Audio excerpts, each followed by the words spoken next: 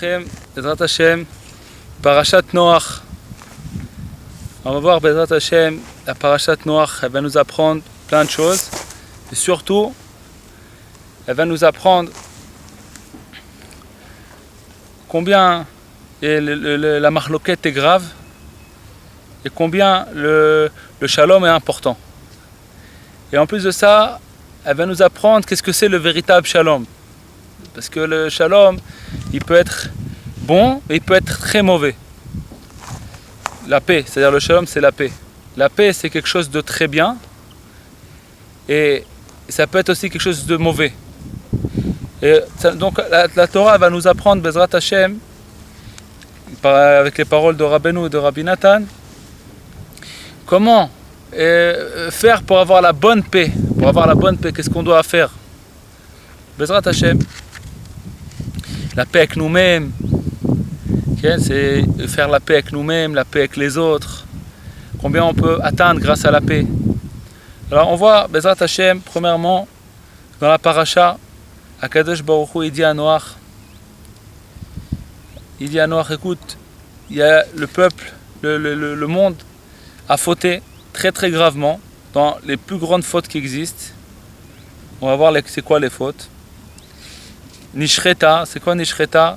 Keshrit kol basar et darko ala haaretz, c'est-à-dire que les hommes, ils se comportaient pas comme il fallait. Ils prenaient des femmes qui leur appartenaient pas, des femmes qui appartenaient aux autres. Et puis aussi, ils prenaient des animaux en tant que femmes. Et les animaux eux-mêmes, ils s'attachaient, ils étaient tellement bas, les hommes, que il faut savoir que l'homme, quand il s'élève, il élève aussi tout le monde entier avec lui. Donc comme si l'homme il est bas, aussi les animaux aussi ils vont se comporter aussi mal, parce qu'ils vont avec l'esprit de l'homme. Si l'esprit de l'homme il est élevé, les animaux ils vont s'élever aussi avec l'homme. Comme l'homme était très très bas, les animaux aussi sont tombés jusqu'à un tel point qu'eux aussi ils allaient pas avec leur mine, c'est comment on dit ça, par exemple un cheval, il pouvait aller avec une chèvre. Okay? Ça veut dire que ça va pas avec son mine, ça va pas avec son... Okay? Tout ça, c'était une très grave faute. Mais encore, Akadosh Baruch Hu, malgré qu'il y avait cette faute-là très très grave, que Rabbeinu il nous explique que cette faute-là, c'est la plus grave qui puisse exister, c'est le Pgam Abrit, le Pgam de l'alliance, l'endommagement de l'alliance. Ça veut dire que si cette faute-là, elle est là, donc c'est la faute la plus grave, que tout le fondement de toute la Torah, de tout l'attachement à Hachem, c'est fondé sur ça, sur la Kedushat Abrit. Chacun à son niveau. Chacun à son niveau, Bezrat Hashem, il faut vouloir atteindre ce niveau-là, pas se mentir dans ce lien-là, de savoir qu'est-ce qui est important, et prier pour ça, faire des doutes pour ça, même qu'on n'y arrive pas pour l'instant, et que le Yetzer Hara nous fait tomber 1 million de fois par jour, dans la pensée, ou même chacun à son niveau. Donc quoi, il tombe, le désespoir n'existe pas, bien sûr, mais l'essentiel c'est de ne pas se mentir, et de continuer à prier à Hachem, et à ne pas abandonner la prière à Hachem, malgré qu'on voit que les jours y passent et qu'on ne change pas, et que même des fois la personne n'a pas envie de changer. Mais ça aussi, il faut l'expliquer devant Hachem. Voilà, mon Dieu, je ne sais pas comment accomplir ta Torah, parce que je vois que le Yetzer Hara, il se renforce sur moi, et il me fait tomber dans les choses les plus graves qui existent, et j'ai même pas envie de changer, et j'ai peur de changer même. Enlève-moi ma peur, Hachem Yitbarach, enlève-moi la peur, aide-moi à savoir que de se rapprocher de toi, ça peut me faire que du bien, ça peut pas me faire de mal. Pourquoi on a peur? Parce qu'on croit qu'on va perdre quelque chose. Mais en vérité, on peut que gagner si on s'approche à Hachem Yitbarach, celui qui vit éternellement, qui fait vivre les gens éternellement. Si on va abandonner le Yetzer Hara, on va abandonner le mal, on se fait que du bien, on peut pas se faire du mal. Mais le Yetzer Hara, il fait rentrer en nous, dans notre tête, que ça peut nous faire du mal, Chas v'Shalom, d'abandonner telle et telle chose, parce qu'on a l'impression qu'on tire de ça une vitalité.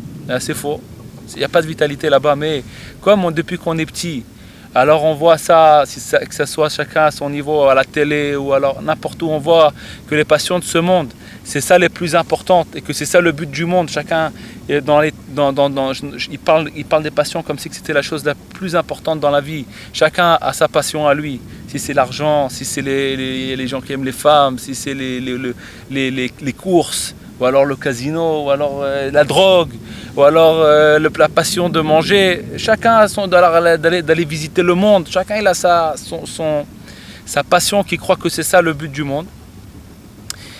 Comme Rabbeinu il dit dans le conte numéro 12, si je ne me trompe pas, c'est le conte numéro 12 du Baal Tefila, que là-bas Rabbeinu, il nous explique que chacun est tombé, il croit que c'est ça le but du monde. Donc comme on nous a rentré en nous, à travers ce qu'on a vu dans la télé ou ce qu'on a entendu dans les chansons qu'on a entendues, ils nous ont fait un bourrage de crâne, comme quoi que les passions de ce monde, c'est ça la plus importante des choses. Alors nous, c'est comme une émouna qu'on a, comme une foi qu'on a envers les passions de ce monde. Des fois, on a peur de perdre ça, parce que c'est comme si qu'est-ce qui va nous rester si on perd ça? On n'a plus rien. Chas v'shalom, ça devient une émouna. Comme ça, Rabbeinu, il explique dans le Siporei Maasiot numéro 12.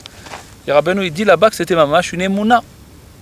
Les passions, c'était pas juste une passion comme ça, il fait un kiff, c'est pas ça. C'était devenu une émouna, une foi. Ça veut dire il est prêt à tout faire pour atteindre ça, parce que d'après lui, c'est ça le but du monde. C'est une foi qu'il a envers telle passion.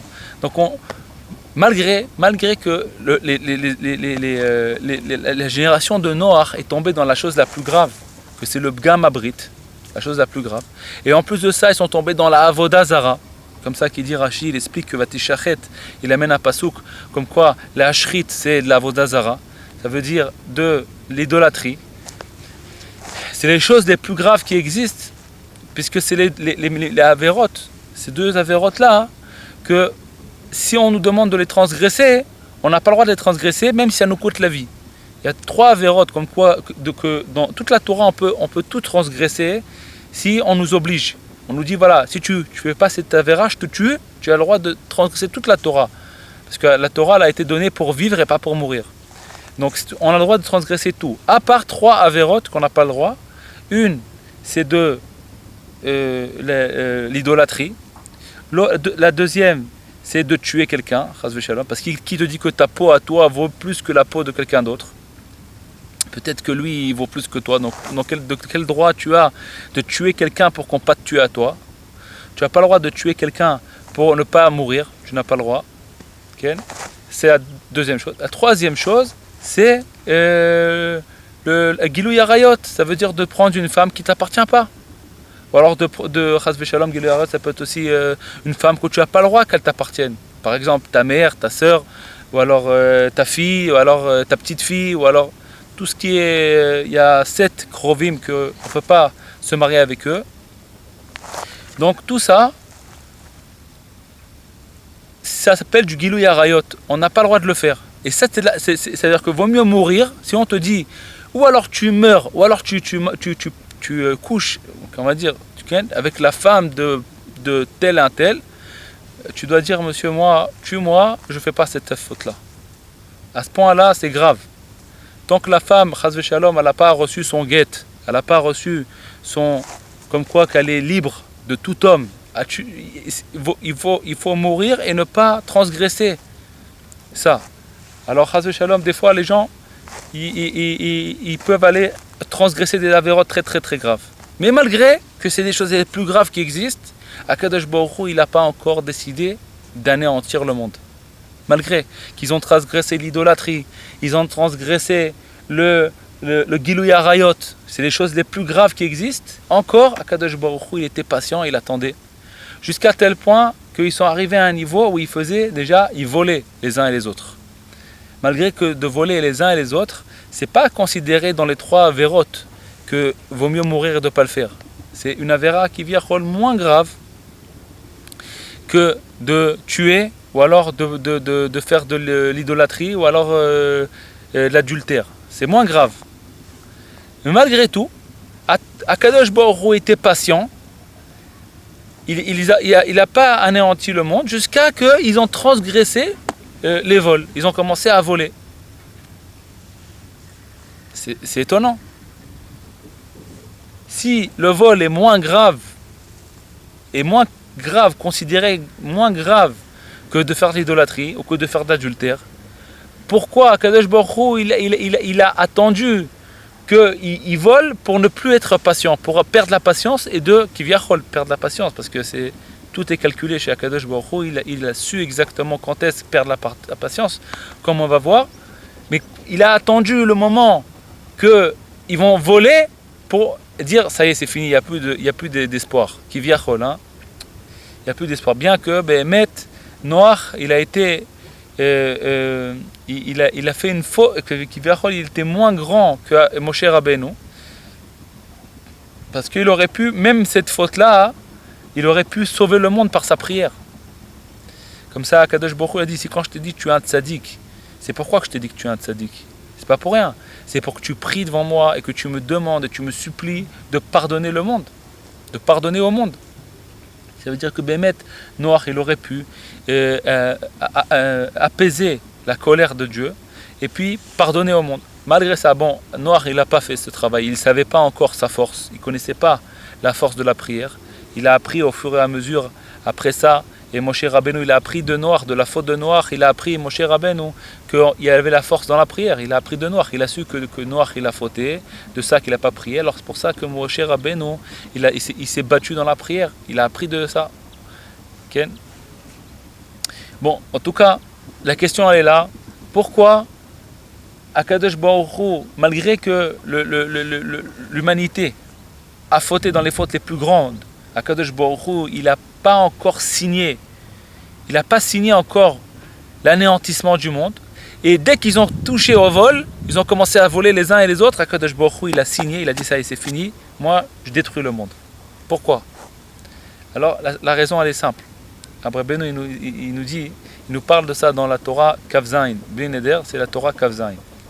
Et Rabbeinu, il dit, tant qu'il y a la paix entre les gens, et il y a l'amour entre les gens, ils se parlent, les gens se parlent les uns et les autres. Et à un moment donné, ils vont atteindre la vérité. Parce que comme ils ont de la paix entre eux, et l'amour entre eux, quand ils parlent, ils vont parler, à un moment donné, chacun dans sa vie, au parcours de sa vie, il comprend que ce monde, il n'y a rien. Parce qu'il voit que il a perdu là, il voit qu'est-ce qui me reste dans les mains. Et allez, j'ai fait ça, mais qu'est-ce que c'est tout ça? C'est nul tout ça. Parce que tout le monde le sait. Tout le monde sait, c'est pas une chose qu'on est obligé d'apprendre. C'est tout le monde le sait, mais simplement il ne pense pas à ça. Tout le monde sait que ce monde n'est pas un but. C'est simple, puisqu'on ne va pas rester ici. On va partir de ce monde. Donc ce monde il n'est que de passage. Tout le monde sait qu'on est ici que de passage, que c'est un monde de passage. Où est-ce qu'on va passer? On va bien passer dans le monde futur. Tout le monde à la fois, les juifs simples, chaque juif et même des goïms, ils savent bien que c'est qu'un monde de passage, puisqu'on va mourir. On ne va pas rester vivant éternellement. Il n'y a personne qui, pour l'instant, jusqu'à le début de la création, jusqu'à aujourd'hui, à part Eliyahu Hanavi qui est monté avec son corps en haut dans le ciel, il n'y a personne qui est resté vivant dans ce monde-là. Tout le monde est parti, a laissé son corps dans la poussière et a pris son âme en haut dans le ciel. Tout le monde. Alors, si tout le monde a laissé son corps dans la poussière et a monté son âme dans le ciel, ça veut dire que moi et tout le monde entier aussi, il n'y a pas de raison que ça change. Pourquoi? Parce que je m'appelle Yirmiyahu, ça va changer. Parce que je m'appelle Yirmiyahu, parce que... pourquoi? Pour quelle raison ça va changer chez moi? Et Rabbeinu, il vient, il nous rassure, il nous dit que même le Mashiach, il va mourir. Donc il nous rassure, il nous dit, même si tu crois peut-être que le Mashiach, il va venir et qu'il va te sauver de la mort, il dit, sache bien que le Mashiach lui-même, il va mourir. Alors, il faut que tu saches une chose, c'est que la mort, il ne faut pas avoir peur d'elle. Il faut juste avoir de la foi. Que savoir que Bezrat Hashem, il nous a créé dans ce monde, un monde de passage, et il faut savoir se préparer à un monde futur. Et Bezrat Hashem, il y aura la résurrection des morts, bien sûr qu'il y aura la résurrection des morts, sans aucun doute. Et puis, Bezrat Hashem, selon ton effort que tu vas faire pour Dieu, dans la prière, dans l'étude de la Torah, dans un attachement au Tzaddik à Emet, tu vas mériter l'infinité. L'infinité, chacun à son niveau, il va recevoir plus et plus encore de qualité, de bonheur et de plaisir immense qu'on va recevoir chacun de nous, selon notre effort qu'on a fait pour Dieu. On va recevoir un bonheur plus grand, une qualité de jouissance, on appelle ça, je sais pas comment on dit ça, jouissance. Okay. Et chacun selon son effort. Maintenant, ça, chacun le sait. Au fond de lui, on le sait tous. Chacun au fond de nous, on le sait tous. Mais le problème qu'il y a, c'est comme les passions sont très très fortes. Ça veut dire, elle ne lâche pas la personne. Depuis qu'il est né, elle lui met dans la tête la télévision, elle lui met dans la tête toutes les passions de ce monde, elle lui met, il goûte, en plus ce monde on peut le goûter, alors que le monde futur, on n'est pas en train de le goûter pour l'instant. Et le Yetzirah, il rentre dès qu'on est né. Et le Yetzirah Tov, il vient qu'à l'âge de 13 ans. Alors, à cause de tout ça, qu'est-ce qui se passe? La personne, elle oublie un petit peu tout ça. Elle ne pense pas à tout ça. Elle jette un peu tout ça de côté. Laisse-moi tranquille. Qu'est-ce que c'est le Olam Haba? Je ne comprends pas, moi. Moi, je sais que quand je mange une glace, eh ben, ça me fait un kiff. De me parler du Olam Haba, moi, je ne sais pas qu'est-ce que ça veut dire, ça. Je ne comprends pas. Bien sûr qu'on ne comprend pas. Parce que si on comprenait, ce serait plus une foi. Ce serait une compréhension. Et Hachem, il veut qu'on le serve avec la foi. C'est ça le travail. C'est ça le travail que Dieu nous demande. C'est d'arriver à la foi. Bon, ok. Donc tout le monde, dès qu'il naît, il commence à travailler dans ce monde. Et puis il perd, il oublie pourquoi il est venu dans ce monde, le but. Pourquoi il est venu dans ce monde. Tout le monde ne pense pas à ça. Rejette ça. Parce que ça nous embête. Ça nous fait des remords. On ne peut pas profiter comme il faut de ce monde, parce que si toute la journée on va penser qu'on va partir de ce monde et qu'on est là de passage, ça ne va pas nous laisser tranquille. On va devoir travailler pour Dieu tout le temps. Et alors on ne pourra plus kiffer dans ce monde, le Yetzirah, il n'y aura plus de place pour lui. Alors le Yetzirah, il repousse de notre cerveau tout ce qui parle du but de ce monde. Il repousse. Mais Akadosh Baruch Hu, il a créé un monde avec des montées et des descentes. Et chacun dans ce monde arrive à un moment où il a un creux. Et là, il commence à ressentir l'amertume de ce monde. Et alors, il commence à avoir une place pour penser à son but futur. Tout le monde passe un creux. Il n'y a personne dans ce monde qui ne passe pas ce creux. Et Akadosh Baruch Hu, il a fait exprès. Pour que quand on va avoir ce creux-là, on va avoir un peu de patience, un peu de réflexion. Et on va pouvoir un petit peu réfléchir, c'est quoi, pourquoi je suis ici, là, qu'est-ce que je fais là? Bon, ok, j'ai eu ce creux, très bien. Mais attention, si tout autour de moi, on parle toute la journée de ce monde-là et tout ça, ce creux il peut vite partir et puis je peux recontinuer à la course des bêtises, la course du vent. Courir après le rien, après rien du tout. Mais quand même, comme ce creux était là, ça m'a fait une réflexion dans pourquoi je suis là, c'est quoi le but de ce monde. Comme il dit Rabbeinu dans le Siporei Maasiot, le numéro 11, que le fils du roi, quand il arrive à un moment donné comme ça, il a eu un creux, il a commencé à réfléchir. Alors que depuis ce moment où il a commencé à réfléchir, ça ne l'a plus lâché. C'était le fils du roi, en fin de compte c'était pas le fils du vrai roi, c'était le fils du faux roi. C'est-à-dire, c'était le faux fils du roi, on va dire comme ça. Les deux, ils ont une réflexion, les deux. Même lui, les deux là-bas, celui qui voit le compte numéro 11, il voit que les deux, ils ont une réflexion. Qu'est-ce que je fais dans ma vie? Est-ce que c'est comme ça que je dois faire? Il a eu cette réflexion et à partir du moment où il a eu cette réflexion, ça ne lâchait plus. Ok, maintenant quand chacun, il a ça, il commence à comprendre que le monde, c'est nul. Et puis, il peut en parler avec les autres. Ça veut dire que les enfants, les générations de Noach, malgré qu'ils sont tombés dans tous les avérotes les plus graves, la tchouva elle existe, le désespoir n'existe pas. Mais c'est quoi la chance d'eux? C'est qu'ils vont commencer à parler en paix, ils vont avoir la paix entre eux. Et à un moment donné, chacun va commencer à dire, ouais, tu sais, je regrette. J'ai mis toute ma vie dans les avérotes. Il me reste combien de temps à vivre? Qu'est-ce que je vais faire? Qu'est-ce que je vais faire en haut? Alors il commence à dire, et l'autre, comme il aime, comme ils s'aiment les deux, ils ont la paix entre eux. Il comprend que ce qu'il dit, il entend vraiment ce qu'il est en train de dire. Parce qu'ils s'aiment. Quand les gens ils s'aiment, il y a une connexion entre eux.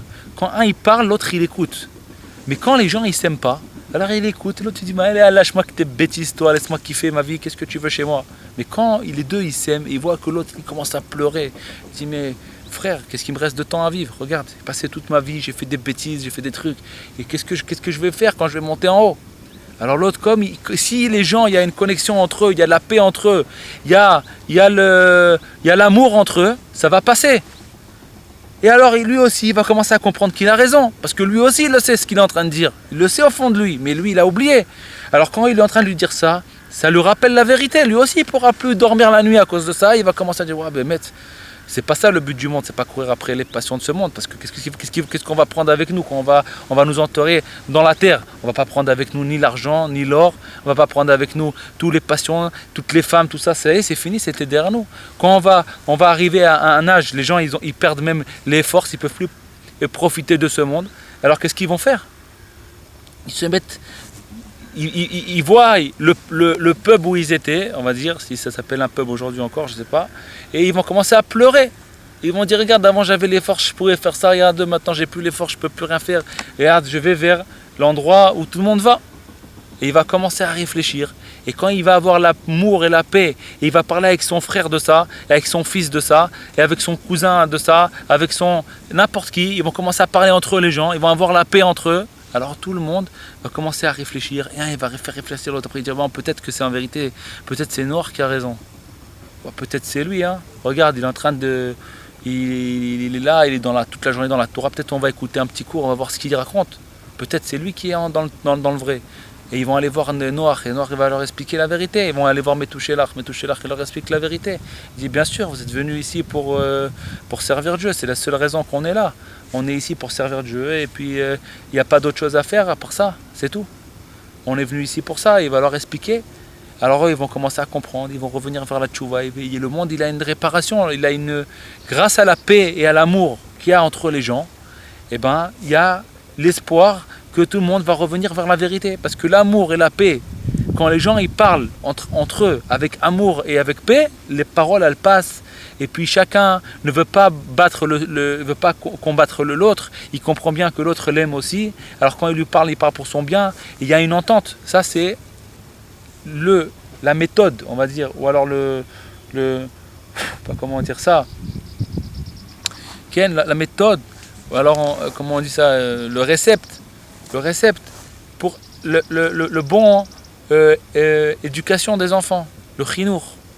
C'est-à-dire que Béhémet, même si le petit par exemple, tu lui parles de la vérité, sans ribouillor. Il faut faire attention de ne pas lui faire un ribouillor, parce que si c'est un petit enfant, tu lui parles maintenant de la mort et tout ça, peut-être ça peut lui faire des traumatismes, on ne parle pas de ça, des cauchemars, des trucs, mais de bien lui expliquer que ce monde-là, comme Rabbi Israël il le dit, dès qu'un enfant, 8 ans, 8, 9 ans, 10 ans, on peut commencer à lui expliquer que ce monde, il n'y a rien.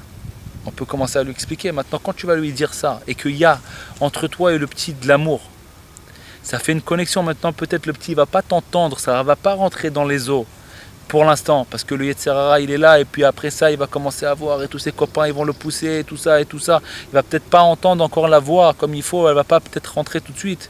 Mais un jour ou l'autre, il va réécouter la voix de son papa, il va dire ah mon papa il me disait comme ça, et c'est lui qui est dans le vrai. Et un jour ou l'autre, ça va rentrer, ça va lui faire un changement, parce que c'est ça la vérité. La vérité, les paroles vraies, elles restent, parce que c'est ça la vérité. Et tout le monde on sait c'est quoi la vérité. Mais pour qu'il y ait cette connexion, il faut qu'il y ait l'amour. Pour ça qu'il faut faire très attention d'honorer nos enfants et leur donner de l'amour et d'avoir un lien avec eux, un lien d'amour, un lien de... Pas un lien de, de crier sur lui, de dire ah tu fais pas ça et t'as pas été là. Non. De parler avec lui avec amour et lui expliquer vraiment, parler vraiment des paroles qui rentrent dans les oreilles, des paroles qu'on voudrait qu'on parle avec nous-mêmes, qu'on nous dise. Pas des paroles, personne ne veut recevoir des cris sur la tête. Donc comme toi tu voudrais pas recevoir qu'on te crie dessus, on dit fais comme ça, et pourquoi t'as pas fait comme ça, et pourquoi tu fais comme ça, et regarde comment t'es un nul. Tu n'aurais pas voulu entendre ça, alors c'est sûr que ton fils aussi ne veut pas entendre ça. Alors comme si que toi, regarde-toi que toi t'es un petit enfant, qu'est-ce que tu aurais voulu que ton père il te dise? Et puis tu lui parles, c'est tout. Ve'ahavta l'eracha kamocha. Tu aimeras ton prochain comme toi-même. Qu'est-ce que ça veut dire tu aimeras ton prochain comme toi-même? Ça veut dire, comme toi-même tu aurais voulu qu'on t'aime, c'est ça que c'est l'explication. Tu aimeras ton prochain comme toi-même. Ça veut dire que comme toi tu aurais voulu qu'on t'aime, tu dois aimer ton prochain. Pas que tu vas aimer ton prochain comme si tu t'aimes toi-même. C'est pas possible, ça c'est des niveaux très très hauts. Mais le simple niveau de ça, ça veut dire comme toi-même tu aurais voulu qu'on t'aime, alors toi aussi tu dois aimer ton prochain. Alors ton petit-fils, ton enfant, comme tu aurais voulu toi être un enfant et que ton père il te parle et qu'il te donne et qu'il t'aime, la même chose, tu dois donner ça à ton enfant. Ve'ahavta l'eracha kamocha, tu l'aimeras comme toi-même. Alors, ça veut dire que quand Akadosh Baruch Hu, il a vu qu'il y a le vol, ça veut dire quoi le vol? C'est-à-dire que les gens ne se respectent pas. Quand ils voient quelqu'un, il vole, il est prêt à voler, ça veut dire qu'il n'aime pas l'autre. Comment si tu aimes ton frère, est-ce que tu peux le voler? Est-ce que tu peux aller prendre ce qui lui appartient? Ça veut dire que tu l'aimes pas. Tu penses qu'à toi-même. Ah, donc si tu penses qu'à toi-même, quand tu vas lui parler, eh ben, tu ne vas pas t'écouter ce que tu es en train de lui dire, parce que tu es prêt à le voler. Si tu es prêt à le voler, il ne va pas écouter ce que tu vas lui dire, et lui-même, il va pas, quand il va te parler, tu ne vas pas écouter ce qu'il va te dire, parce que tu es prêt à le voler, tu l'aimes pas. Tu l'aimes pas en vérité. C'est tout ce qui est entre vous, c'est pas des paroles, il n'y a pas de communication entre les gens, il n'y a pas de connexion. Quand les gens vont se parler, ça ne rentrera pas dans le cœur. Donc même s'il va te parler jusqu'à demain, les paroles, elles passent à côté. Tu n'en as rien à faire de ce qu'il est en train de dire, et tu n'en as rien à faire de ce qu'il est en train de pleurer maintenant sur son sort. Tu n'es pas en train de réfléchir. Quand tu le vois qu'il est comme ça, assis par terre, et parce qu'il a perdu son père, et ben ça ne te touche pas véritablement parce que tu n'aimes pas cette personne, parce que tu es prêt à le voler. Alors tu vas pas réfléchir, ben mec, regarde le pauvre, il est ça par terre. Tu n'es pas en train d'essayer de ressentir ce que lui ressent. Donc tu peux pas, quand tu le vois assis par terre, tu te dis pas, moi aussi ça peut m'arriver, et puis moi aussi un jour ou l'autre je vais partir de ce monde. Donc tu réfléchis pas au but, tu arrives pas au but. Donc là il n'y a plus de chance. Dès qu'Akadosh Baruch Hu, il a vu qu'il n'y a plus de paix entre les gens, alors il n'y a plus de chance. C'est ça que Rashi il dit. Rabbeinu il parle de ça dans la Torah, Kav Zayin. Il dit que grâce à la paix qu'il y a entre les gens, il va avoir, les gens ils vont atteindre la vérité. Parce que chacun parle de la vérité, donc on va atteindre la vérité. Chacun va atteindre la vérité. Parce qu'on parle de la vérité qui sort de notre cœur, et les gens ils vont parler les uns les autres, ils vont chercher entre eux la vérité. Et à un moment donné, la vérité elle va sortir, elle va se dévoiler. Okay. Alors ça c'est le début de la paracha. Ça c'est le début de la paracha. On voit que Noach, pourquoi il a été signé le mauvais décret du Maboul, c'est à cause de qui? À cause du manque de respect, du manque de paix qu'il y avait entre les gens. Ok. Le Maboul est venu, le déluge, et a pris tout le monde entier, il a tué le monde entier. Il ne restait plus que Noach, sa femme, ses enfants et leurs femmes, et puis tous les animaux qu'il y a dans l'arche de Noach. Okay. Tous les os, les os, on va dire, les corps des hommes qui étaient morts pendant le déluge, ils ont été pris par les eaux et ils ont été balancés tous à Bavel. Pourquoi Bavel? Babylone, on va dire. Pourquoi? Parce que c'est l'endroit le plus bas. Okay? C'est une sorte, ça descend. Donc les eaux, elles vont tous comme ça vers le bas. Elles ont tout ramassé avec eux et ils ont amené tout à Babylone, en bas. Et ils sont tous enterrés là-bas, à Babylone, à Bavel. Bon, pourquoi on dit ça? Parce qu'on va voir que la suite de la paracha, on parle de la tour de Bavel. C'est pas pour rien. Et que là-bas, à Bavel, il y avait justement le contraire. Ça veut dire, les hommes, ils sont nés là-bas, à Bavel. C'était les résurrections des morts, le Gilgoul, des gens qui étaient dans le déluge. Et ils sont venus pour réparer. Mais qu'est-ce qu'ils ont fait? Ils ont bien compris que qu'est-ce qui leur a coûté la peau, c'était le manque de paix. Mais ils n'ont pas compris pourquoi le manque de paix leur a coûté la peau. Et ils ont juste compris que, écoute, Akadosh Baruch Hu, tant qu'on est en paix, il ne nous fera rien. Malgré qu'on fait toutes les fautes du monde. Si on reste en paix, il ne peut rien nous faire. Alors maintenant, eux, ils ont fait une guerre contre Akadosh Baruch Hu. C'est quoi cette guerre? Ils ont commencé à construire une tour. Mais ça veut dire quoi de construire une tour? C'est pas, il nous explique le Zohar. C'est pas construire une tour pour monter dans le ciel et pour se battre avec Dieu. C'est pas ça l'histoire. Bien sûr qu'on ne peut pas se battre avec le bon Dieu. Il nous dit le Zohar, comme Rabbi Nathan nous explique là, dans l'écouter à la chôte, que tout leur but, c'était de quoi? C'était de faire un endroit, de construire un endroit d'après la chorma de la Kabbalah. C'était une grande chorma. Que là-bas, Dieu ne peut pas, qui viachol, il ne pourra pas punir l'homme qui se trouvera dans cet endroit-là. Parce qu'ils vont la construire d'une manière, avec une telle sagesse, qu'il n'y a pas moyen que Dieu va punir l'homme. Et là, un des choses qui étaient là-bas, c'était quoi? Le but, on va dire, le fondement de tout ça, c'était la paix. C'est ça qui dit Rashi. Il y a marqué dans la et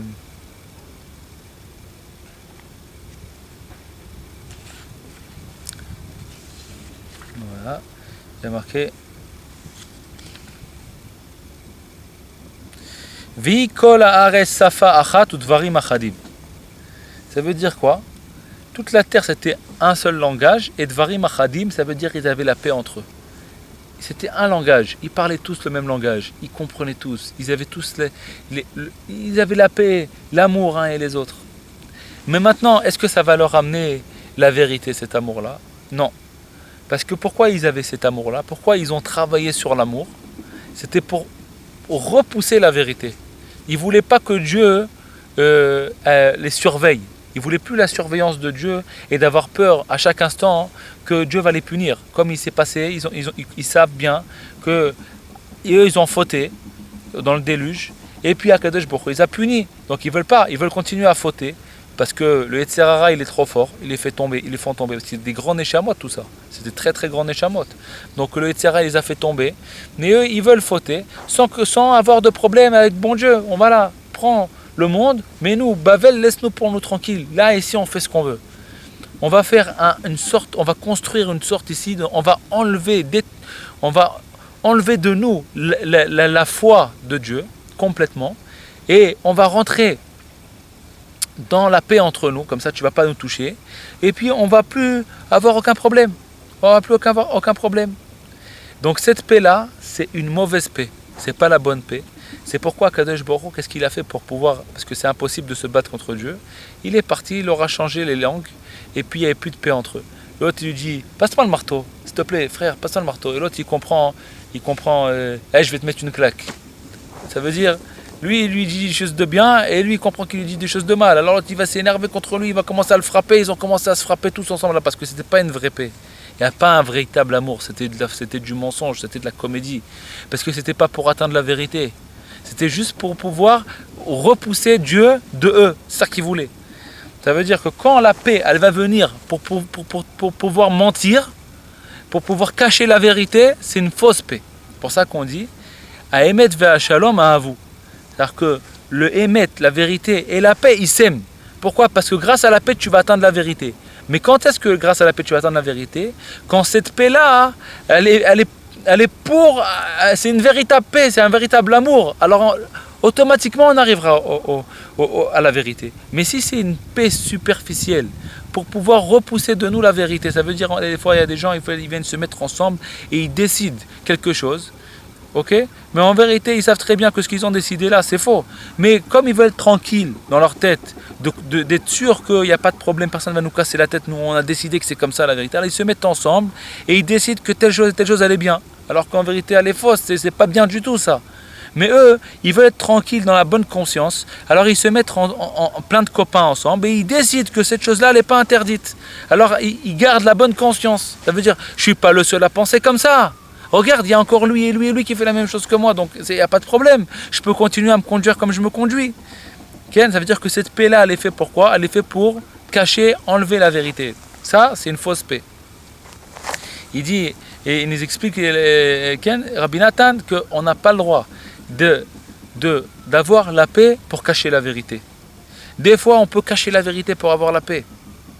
Mais de chercher la paix pour cacher la vérité, on n'a pas le droit.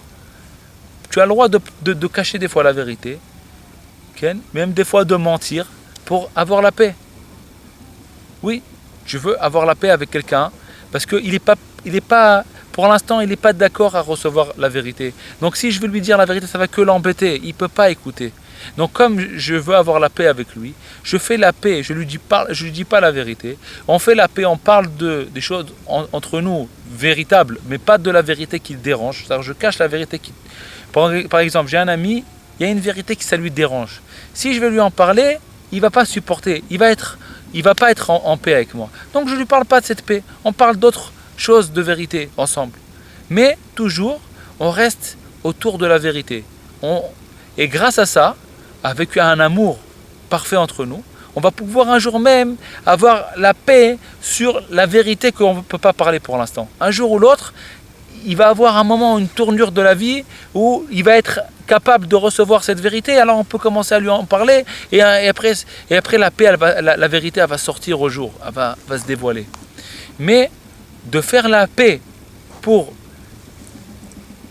cacher la vérité, ça veut dire on veut pas nous on veut pas nous avoir la Torah, on veut pas de Torah, mais on veut rester des juifs. Ok? Alors on va faire maintenant un nouveau truc, c'est d'être un juif sans Torah. Voilà, c'est un groupe de juifs sans Torah. Ne nous parle pas de Torah, on veut pas. On veut être, voilà, et ils vont parler ensemble comme quoi on est des juifs, mais eux c'est des extrêmes. Ceux qui parlent de Torah c'est des extrêmes. Et nous on n'est pas des extrêmes, nous on fait partie par exemple, c'est un exemple, il peut y avoir des centaines d'autres exemples dans chaque domaine. Dans chaque domaine, pas d'afka chez les juifs, même chez les goïs. Il peut y avoir ça partout, dans chaque domaine. Mais par exemple, on prend ça, par exemple, il y a des gens réformim. On ne parle pas comment on dit ça, on est en français, j'ai oublié. Il y a des réformim, c'est des gens qui ne veulent pas la Torah comme elle est. Ils veulent une nouvelle Torah, mais ils veulent rester des juifs, ils veulent venir à la synagogue. Alors ils prennent une synagogue avec un micro le Shabbat, par exemple. Parce qu'ils veulent construire un truc tranquille, prendre la voiture le Shabbat sans que personne va les regarder mal. Donc on va construire pour nous une nouvelle sorte une nouvelle religion, sous prétexte que c'est la véritable religion juive, mais pour être tranquille, pour pas nous casser la tête, nous. Moi, je dis, si je vais venir à la synagogue avec ma voiture, tu vas me dire que je suis un pouilleux. Alors je veux pas être un pouilleux, je veux me sentir bien. Alors on va construire maintenant une nouvelle religion juive.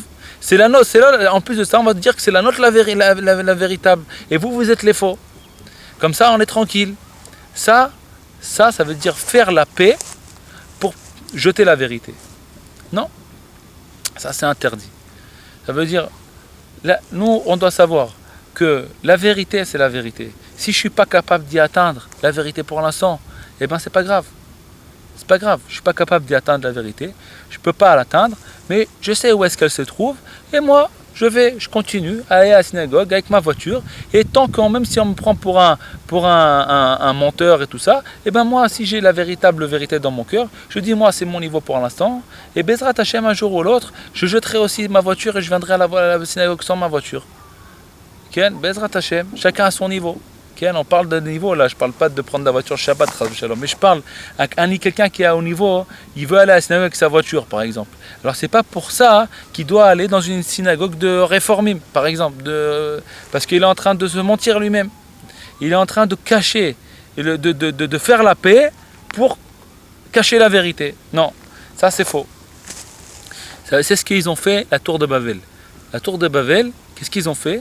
Ils ont dit voilà, la vérité, elle nous embête. Nous, on veut pas cette vérité-là. C'est quoi cette vérité-là? Cette vérité-là que Bémet Dieu existe, la punition de Dieu a été là, était valable. On le sait. Nos parents sont tous morts dans le déluge. Nous, on est des descendants, on va dire, de Noach, bien sûr, mais on avait quand même des oncles et des tantes. Ils sont tous partis là-bas parce qu'ils faisaient le vol, parce qu'ils faisaient des avérotes. Et nous, on n'est pas au niveau pour l'instant de changer tout ça. Donc qu'est-ce qu'on va faire? On va faire un truc, on va faire la paix ensemble. Et comme ça, Akadosh Baruch Hu va nous laisser tranquilles. Et puis comme ça, on peut continuer à faire nos bêtises sans avoir de mauvaise conscience, puisqu'on est tous ensemble dans la même idée, dans les mêmes idées. Alors il te dit non, il faut que tu saches où est-ce qu'elle est la vérité. Et Bezrat Hashem, même si tu n'arrives pas à ce niveau-là, eh ben ne parle pas de cette vérité-là. Mets-la de côté même si tu as envie. D'accord? Mais sache qu'elle est là, sache qu'elle existe. Ne gomme pas la vérité. Ne gomme pas la vérité pour être tranquille, pour avoir la paix en toi-même. Okay? Des fois, la personne, on va parler maintenant de quelqu'un en lui-même. Parce que tous les paroles de Rabbeinu, elles sont tous des périnotes. Ça veut dire que tu peux prendre tous les trucs et avec chaque parole de Rabbeinu, tu peux l'attacher dans chaque niveau. Donc nous-mêmes, on va avoir la paix avec soi-même. Des fois, on veut être tranquille dans notre tête. Alors on va se dire, écoute-moi bien, ça et ça et ça, ça, c'est pas mon niveau. Alors je vais te dire, qu'est-ce que je vais faire pour me mettre tranquille, moi? Je vais gommer, ça n'existe pas tout ça. Ça c'est faux, c'est de l'extrémité. C'est les extrémistes, les fous, ils disent ça. Mais moi, je peux pas ne pas faire telle et telle avéra. Donc moi, pour moi, ça c'est faux tout ça, c'est de l'extrémité. Laisse-moi vivre ma vie, laisse-moi toutes ces paroles-là. C'est en vérité, tu gommes la vérité pour pouvoir être en paix avec toi-même. Parce que tu peux pas te supporter comme tu as la foi en Dieu. Pas supporter, être malsain. Alors tu veux dire, moi je suis le plus grand des saints, mais je ne veux pas bouger de mon niveau, et je veux être le plus grand des saints.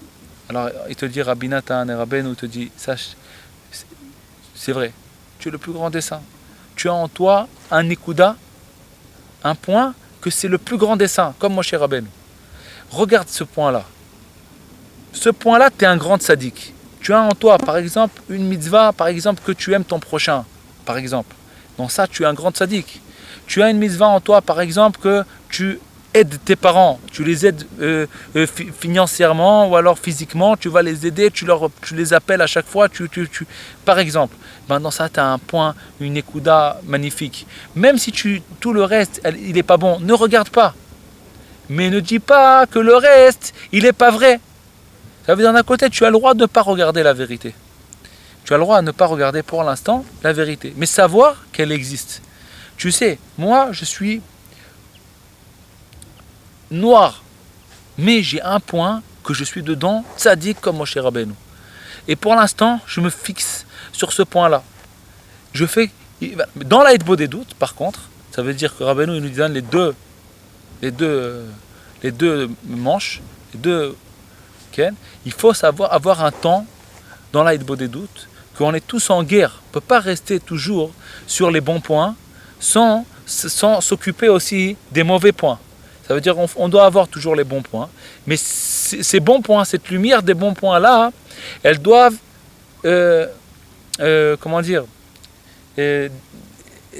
sortir sur le noir pour l'éclairer.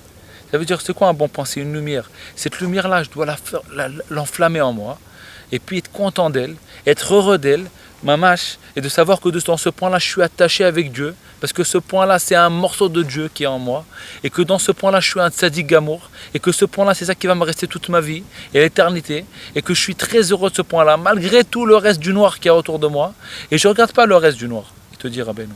Malgré tout ça, à un moment dans la journée, tu prends ce noir, pas tout le noir, parce que tu n'es pas en guerre avec tout, tu ne peux pas faire tout, mais un point où tu es en train de lutter. Ça veut dire, il y a des points où des fois on y arrive, des fois on n'y arrive pas. Des fois on y arrive, des fois on n'y arrive pas.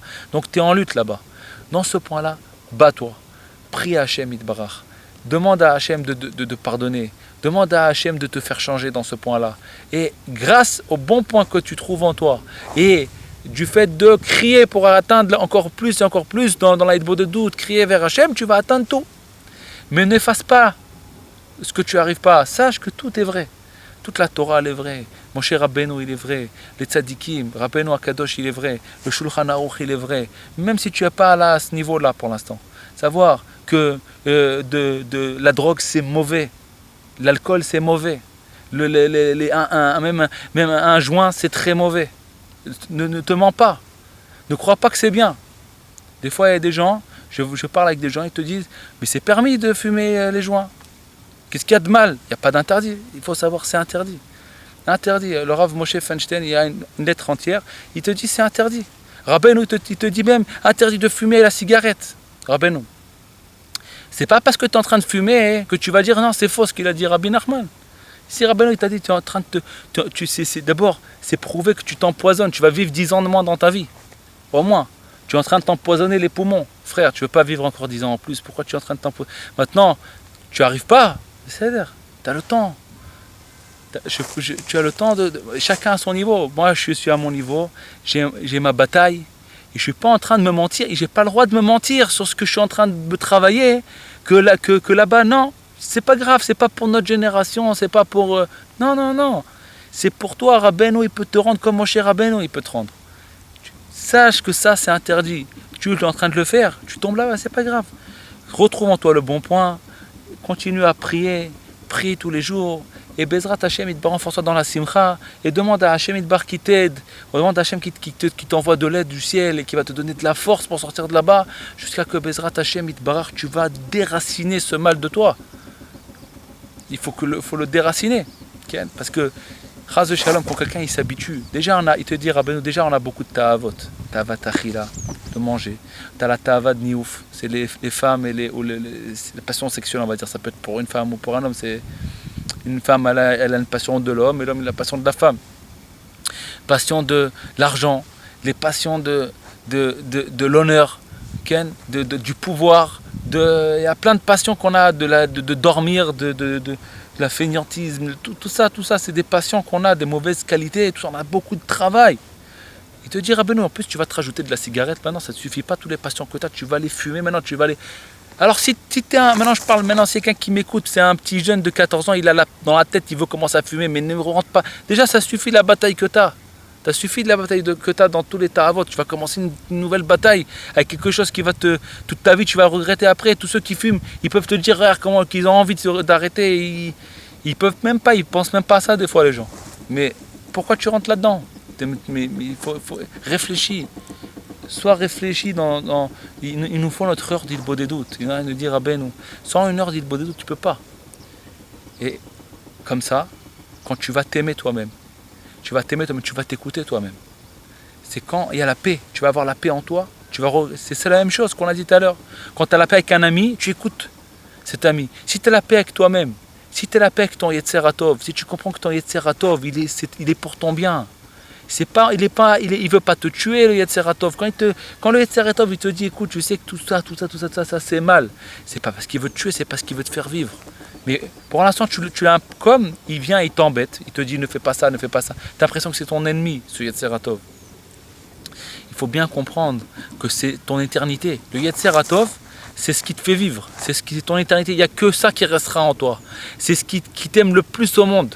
Alors, quand tu vas commencer à comprendre que c'est ton Yetzer Hatov qui t'aime le plus au monde, que c'est ton Neshama qui t'aime le plus au monde, que ce que toi, quand je parle de moi-même, quand je dis Yirmiyahu, je parle de moi-même, c'est ma Neshama, il te dit Rabbi Nathan. C'est ça, moi. Moi, c'est pas mon corps. Moi, c'est ma Neshama, parce que mon corps, c'est un vêtement. Je vais l'enlever un jour ou l'autre. Je vais le laisser dans ce monde. C'est pas moi vraiment. C'est quoi moi vraiment? C'est mon âme. C'est ça, moi vraiment. Alors, c'est cette âme-là qui est en train des fois de souffrir parce qu'on est là et là et là et qui te dit des fois arrête-moi tout ça, allez, jette tout ça. C'est pas ton ennemi. N'aie pas peur de lui faire plaisir. Et pourquoi tu crois que c'est ton ennemi? Parce que tu n'as pas la paix avec toi-même. Tu n'as pas la paix avec ton âme. Alors commence à faire la paix avec ton âme. Comment tu fais la paix avec ton âme? Retrouve ton âme. Retrouve le bien qu'il y a en toi. Les nekudot tovot. Retrouve combien Hachem il t'aime. Retrouve combien Dieu il t'aime. Dans le bon point que tu as en toi. Hachem il t'aime. Il t'aime énormément. Comme Moshe Rabbeinu. Comme il aime Moshe Rabbeinu, il t'aime à toi la même chose. Dans quel point? Dans le point que tu es le tzaddik. Parce qu'il y a en toi un point de tzaddik. Il y a en toi un point de Moshe Rabbeinu. Alors comme Akadosh Baruch Hu, il aime Moshe Rabbeinu, le plus au monde, et ben il t'aime à toi le plus au monde parce que Moshe Rabbeinu, il est en toi. La Nekuda du Tzadik, il est en toi. Alors tout le reste qu'il y a, qui est mauvais, c'est une question de temps. C'est une question de temps. Si tu commences à t'attacher avec toi-même et tu as la paix avec toi-même, c'est une question de temps. À un moment ou l'autre, tout le reste, il va commencer à écouter Moshe Rabbeinu qui est en toi. Il va revenir. Mais il ne faut pas déconnecter avec Moshe Rabbeinu qui est en toi. Il faut faire la paix avec toi-même. Il faut faire la paix. Il faut écouter ces Nekuda de Moshe Rabbeinu qui est en toi. Bezrat Hashem Yitbarach. Comme ça, Bezrat Hashem, on va tous faire Teshuvah un jour ou l'autre, et Akadosh Baruch Hu, il est patient. Si on a la paix avec nous-mêmes, et on commence à faire Idbo des doutes, et on commence à parler, et s'écouter nous-mêmes, écouter notre bon point qui est en nous, Akadosh Baruch Hu, il est prêt à nous attendre jusqu'à le dernier jour de notre vie pour qu'on fasse Teshuvah. Il nous attendra. Il nous attendra parce que Akadosh Baruch Hu, il sait qu'on va gagner à la fin. Mais si on est en guerre avec nous-mêmes, et qu'on déteste nos Yetzer Hatov, parce qu'on a l'impression qu'il est en train de nous embêter, Akadosh Baruch Hu, là, il n'y a plus tellement d'espoir. Mais il y a un espoir, parce qu'il y a Rabbeinu dans le monde. Il y a Rabbeinu qui est descendu dans le monde, et Rabbeinu qui est en train de nous apprendre à faire la paix avec nous-mêmes. Aujourd'hui, c'est autre chose. Comme il y a Rabbeinu dans le monde, qui est en train d'apprendre au monde à faire la paix avec soi-même, à retrouver en lui les bons points, à faire la paix avec les autres. Et plus la personne, tu as envie de la frapper, et plus la personne, tu dois trouver en lui des bons points. Bezrat Hashem, Hashem Izakeh Otanu, qui va nous aider à nous rapprocher de lui, Behemet, de tout notre cœur, de toute notre âme, de tous nos moyens, le servir Béhémet, doucement, doucement, à notre niveau, sans dépasser les étapes, en retrouvant en nous le bon point, et doucement, doucement, en parlant avec Hachem Idbar, en lui expliquant nos problèmes, et en avançant à chaque fois dans l'Aïdbo des doutes. C'est notre façon d'avancer, se rapprocher de Dieu, c'est rien que par l'Aïdbo des doutes. Rien qu'en demandant à Hachem Idbarach, Hachem Idbarach, j'ai envie de changer, Hachem Idbarach, aide-moi à changer, aide-moi à m'élever, sans ribouillor, sans de vouloir maintenant, si j'atteins pas ce niveau-là, ça vaut rien. Alors on va tomber encore 10 étages en arrière, parce qu'on n'a pas atteint 10 étages en avant. On n'est pas à notre niveau. Après, on va se détester encore plus.